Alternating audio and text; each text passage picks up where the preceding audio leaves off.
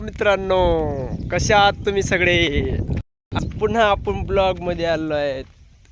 हे वातावरण कसं हे भारी वाटतंय, मस्तपैकी आलो बघा शेळ्या घेऊन आताच. आणि आज आभाळ आलेले हे बघा हे. तर आज पाऊस येईल वाटतं असं तरी, पण काय सांगता येत नाही ते पावसाचं.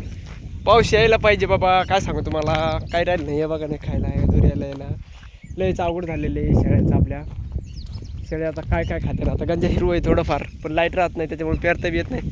पाऊस तरी यायला पाहिजे आज, मला असं वाटतंय. लवकर पाऊस यावा ह्या शेतकऱ्याची लय मोठी कळकळ आहे बाबा.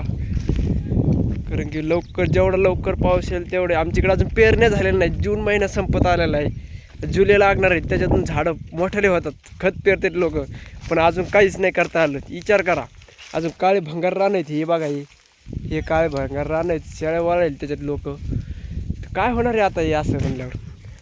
1 महिना लांबला पुरा, माहिती आहे का? 7 जूनला पेरण्या होत असते. 7 जून गेलं डायरेक्ट, आता 22 आणि 23 तारीख आहे म्हणल्यावर हे जुलै महिना तर संपलाच ना.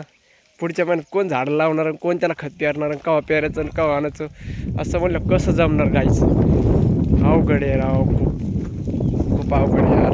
बघा आमच्या शेतात काय असं अवस्था आहे ना, लयच अवघड अवस्था आहे यार. काय करावं यार, काय समजा नाही झालं. आणि हे बोक्या मला ताण देत आहे काय रे